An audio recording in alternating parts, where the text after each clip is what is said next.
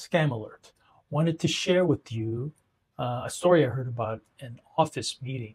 It involved a homeowner who was trying to do a kitchen remodel, but the contractors, the money that they were quoting was too high, so he was telling that he couldn't do it.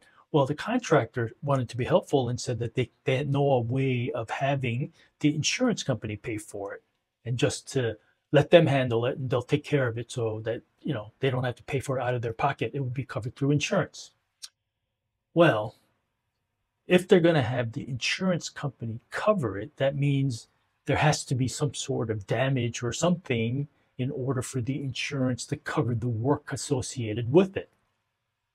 That means most likely it'll be straight out insurance fraud being committed in your name on your property by this contractor. This could be, or most likely will be, some sort of a criminal offense, and it's your house and it's your insurance company. If something goes wrong, you're on the hook, not the contractor.